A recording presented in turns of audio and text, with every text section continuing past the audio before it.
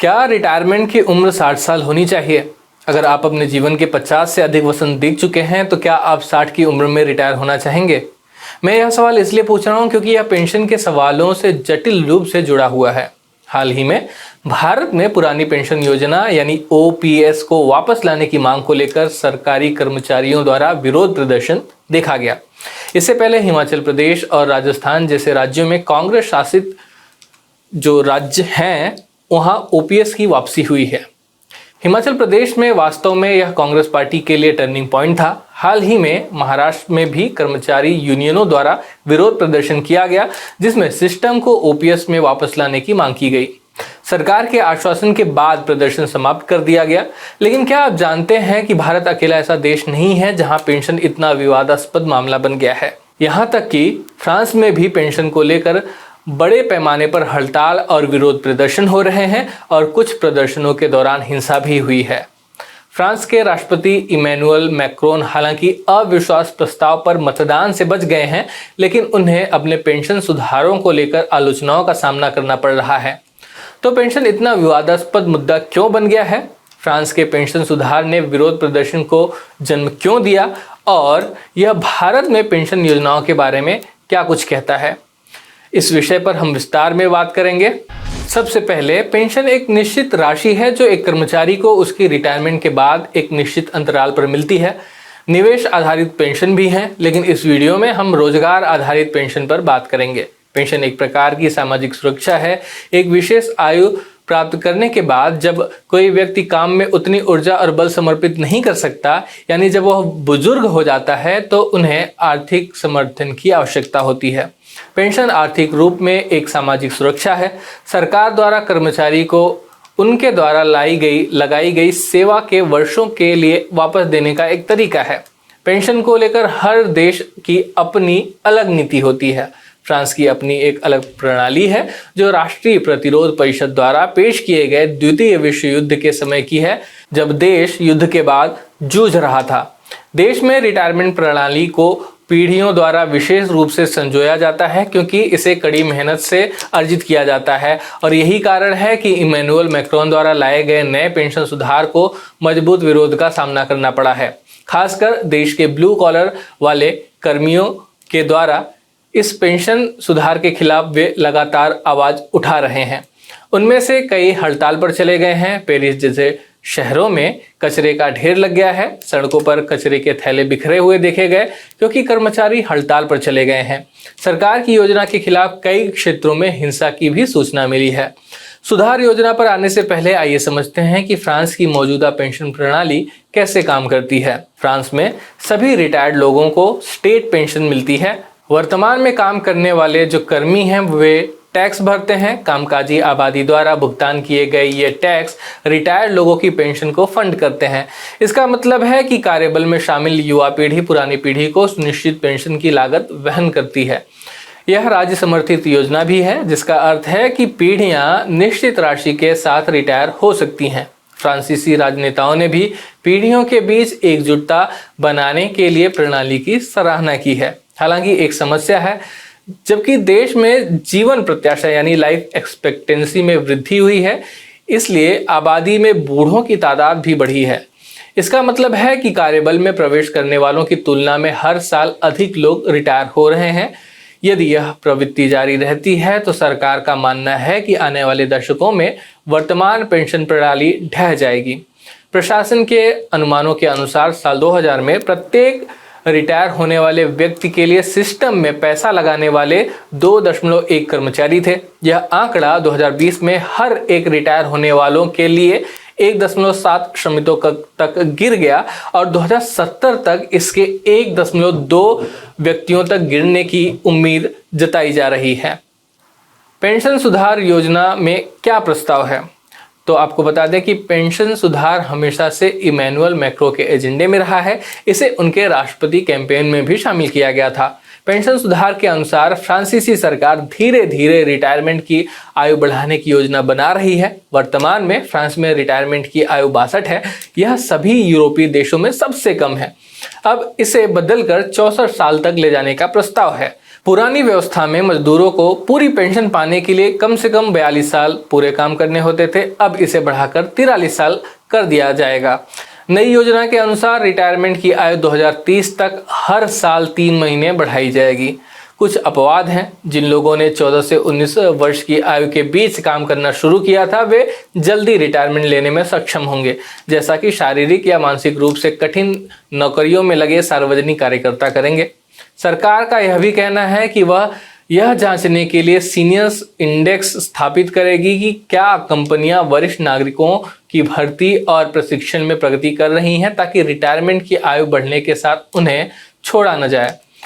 इस सुधार से रेल श्रमिकों, बिजली और गैस श्रमिकों और केंद्रीय बैंक के कर्मचारियों सहित विभिन्न श्रेणियों के श्रमिकों के लिए अलग अलग रिटायरमेंट आयु और लाभ के साथ 1 दर्जन या उससे अधिक विशेष शासन समाप्त हो जाएंगे। हालांकि परिवर्तन केवल इन क्षेत्रों में नए श्रमिकों पर लागू होंगे। मौजूदा श्रमिकों को अभी भी यह लाभ मिलता रहेगा। लेकिन मान लीजिए कि यदि आप एक माँ हैं जिन्होंने बच्चे को पालने के लिए काम से महत्वपूर्ण समय निकाला है, या एक व्यक्ति जिसने लंबे अध्ययन के लिए काम छोड़ दिया है, तो आपको पेंशन लाभ उठाने के लिए 43 साल के काम की निर्धारित संख्या पूरी करनी होगी, जिसका मतलब है 67 साल तक भी काम करना पड़ सकता है। तो इसे कड़े विरोध का सामना क्यों करना पड़ रहा है? जैसा कि मैंने कहा कि फ्रांस की पेंशन प्रणाली ऐसी है जहां युवा कामकाजी पीढ़ी पुरानी पीढ़ी की पेंशन के लिए भुगतान करती है। श्रमिकों की पीढ़ियों ने पेंशन प्रणाली को फंड करने के लिए उच्च अनिवार्य करों यानी टैक्सों को स्वीकार किया है। नई प्रणाली का मतलब है कि वर्तमान श्रमिकों को लगातार बढ़ती वृद्धि आबादी के लिए पेंशन बनाए रखने के लिए लंबे समय तक काम करना होगा। यह ऐसे समय में है जब 2020 में जारी विश्व बैंक के आंकड़ों के अनुसार जीवन प्रत्याशा यानी लाइफ एक्सपेक्टेंसी 82 साल तक पहुंच गई है। कुछ ने यह भी कहा कि सुधार ब्लू कॉलर श्रमिकों को नकारात्मक रूप से प्रभावित करेगा, जो अक्सर युवा काम करना शुरू करते हैं जिनके पास कम जीवन प्रत्याशा होती है या सफेद पोश श्रमिकों की तुलना में कम इष्टतम काम करने की स्थिति होती है। सुधार के विरोधियों का तर्क है कि सरकार वैकल्पिक उपाय ढूंढ सकती थी, जैसे श्रमिकों द्वारा भुगतान किए गए पेरोल करों में वृद्धि, अमीरों पर अधिक कर लगाना या पेंशन की मुद्रास्फीति में से नहीं बांधना। दूसरों का यह भी तर्क है कि मैक्रोन की सरकार सिर्फ सिस्टम के अनुमानित घाटे के खतरे को बढ़ा रही है।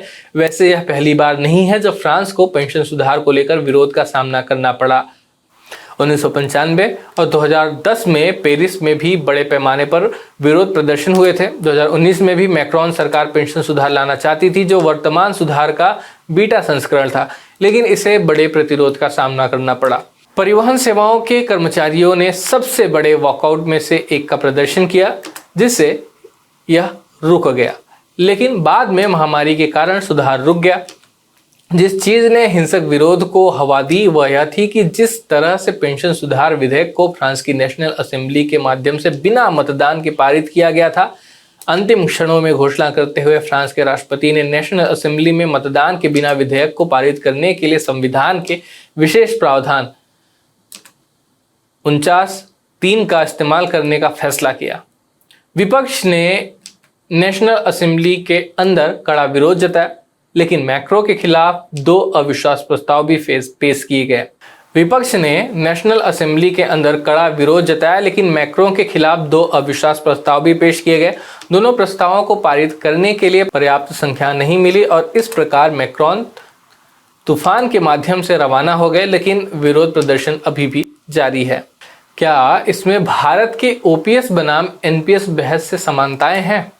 खैर, जवाब है हाँ। फ्रांस की पेंशन बहस भारत की पेंशन बहस का दोहराव लगती है। भारत में कई राज्यों ने पुरानी पेंशन प्रणाली पर वापसी की है, विशेष रूप से विपक्ष द्वारा शासित राज्यों में, लेकिन आरबीआई ने इसके खिलाफ चेतावनी दी है। ओपीएस में पेंशन का तय फार्मूला होता है। कर्मचारी के अंतिम आहरित वेतन यानी लास्ट ड्रॉन जो सैलरी होती है उसका 50% पेंशन के रूप में दिया जाता है। इसे भी मुद्रास्फीति के साथ समायोजित किया जाता है। इसका मतलब है कि मुद्रास्फीति बढ़ने के साथ इसे संशोधित किया जाता है। पुरानी पेंशन योजना के अनुसार यह पेंशन पूरी तरह से राज्य द्वारा समर्थित थी। कोई विशिष्ट प्रोविजनल फंड नहीं थी जो केवल पेंशन के लिए थी। इसका मतलब है कि भारत की वर्तमान कामकाजी आबादी ने रिटायर्ड लोगों के लिए पेंशन का बोझ उठाया और इस प्रणाली को 2004 में अटल बिहारी वाजपेयी के नेतृत्व वाली भाजपा सरकार द्वारा बंद कर दिया गया था और बाद में एनपीएस राष्ट्रीय पेंशन योजना शुरू की गई थी। इसके तहत कर्मचारियों के कामकाजी वर्षों के दौरान उनके वेतन से एक निश्चित राशि काटी जाती है। कर्मचारी अपने वेतन और महंगाई भत्ते का 10% योगदान देता है, जबकि सरकार 14% का योगदान देती है। इस पैसे का उपयोग करके उनके द्वारा निर्धारित राशि पर रिटायरमेंट के बाद अपनी पेंशन के लिए भुगतान करने के लिए किया जाता है। काफ़ी हद तक बीमा कंपनियां अपनी पेंशन योजना को कैसे डिज़ाइन करती हैं, अंतर केवल निवेश का है। प्रीमियम को वेतन कटौती द्वारा प्रतिस्थापित किया जाता है। जैसे ही राज्यों ने ओपीएस पर वापस जाना शुरू किया, आरबीआई ने चेतावनी दी है कि यह उचित नहीं है क्योंकि इससे राज्य के खजाने पर अधिक बोझ पड़ेगा। सीएमआईई से एक चौंकाने वाला डेटा सामने आया है जो बताता है कि राज्य के राजस्व में पेंशन खर्च का हिस्सा लगातार बढ़ रहा है। यह सुधार अवधि की शुरुआत में 10% से कम था और 2020-21 तक 25% से अधिक हो गया है। एसबीआई के 2022 इको रैप के अनुसार यदि सभी राज्य ओपीएस पर वापस जाते हैं तो सभी राज्यों की पेंशन देनदारी 31 लाख करोड़ रुपए ब्रैक में होगी। खैर, फ्रांस और भारत की पेंशन बहस समान होने के दो कारण हैं, क्योंकि पेंशन सुधार और एनपीएस दोनों पेंशन योजना की स्थिरता और बढ़ी हुई जीवन प्रत्याशा और अधिक उम्र बढ़ने वाली आबादी के बारे में बात करते हैं। एनपीएस की आलोचनाओं में से एक यह भी है कि आवंटित धन का एक बड़ा हिस्सा मुट्ठी भर लोगों को जाता है। जहां तक भारत के एनपीएस पर विचार किया जाता है, एक दिलचस्प आंकड़ा है। 2022 में सरकार ने खुलासा किया कि 60 वर्ष की आयु तक पहुंचने वाले 83% एनपीएस ग्राहक परिपक्वता से परे निवेश जारी रखना चुनते हैं। पेंशन प्राप्त करने और एनपीएस कॉर्पस के हिस्से को वापस लेने का विकल्प चुनने के बजाय सब्सक्राइबर्स रिटायरमेंट में संचय चरण को अच्छी तरह से बढ़ा रहे हैं। पेंशन वाहन वर्तमान में ग्राहकों को 75 वर्ष की आयु तक निवेश करने की अनुमति देता है। हालांकि राज्य सरकार के कर्मचारियों का कहना है कि एनपीएस के तहत पेंशन का भुगतान बहुत कम है और उन्हें बनाए रखने के लिए पर्याप्त नहीं है। HW news point of view क्या है इस मामले को लेकर? तो यहाँ हम कहना चाहेंगे कि पुरानी पेंशन योजना के साथ मूलभूत दोष यह है कि पेंशन भुगतान के लिए कोई विशेष कोष नहीं है। इसका मतलब है कि कामकाजी आबादी द्वारा भुगतान किए गए करों का उपयोग रिटायर लोगों के लिए पेंशन का भुगतान करने के लिए किया जाता है। यह देखते हुए जीवन प्रत्याशा के साथ साथ वृद्ध जनसंख्या बढ़ रही है, यानी अधिक लोगों को और लंबी अवधि के लिए पेंशन देनी होगी। राज्य का इसका बोझ अंततः लोगों पर लगाए गए कर में वृद्धि के रूप में पारित किया जाएगा। राज्य द्वारा राजस्व खर्च युवा आबादी भविष्य पर अधिक केंद्रित होना चाहिए, लेकिन इसका मतलब यह नहीं है कि वृद्ध आबादी के पास सामाजिक सुरक्षा नहीं होनी चाहिए। एनपीएस एक बीच का रास्ता मुहैया कराती है, जहां उम्रदराज आबादी को रिटायरमेंट के बाद हर महीने एक निश्चित रकम मिलती है, जबकि कामकाजी आबादी को इसका बोझ नहीं उठाना पड़ता। वास्तव में एनपीएस को लोगों से अच्छी प्रतिक्रिया मिल रही है। 2022 में सरकार ने खुलासा किया कि एनपीएस के 83% ग्राहक जो 60 वर्ष की आयु तक पहुंच चुके हैं, परिपक्वता से परे निवेश जारी रखना चुनते हैं। पेंशन प्राप्त करने और एनपीएस कॉर्पस के हिस्से को वापस लेने के बजाय सब्सक्राइबर संचय चरण को रिटायरमेंट तक अच्छी तरह से बढ़ा रहे हैं। पेंशन वाहन वर्तमान में ग्राहकों को 75 वर्ष की आयु तक निवेश करने की अनुमति देता है।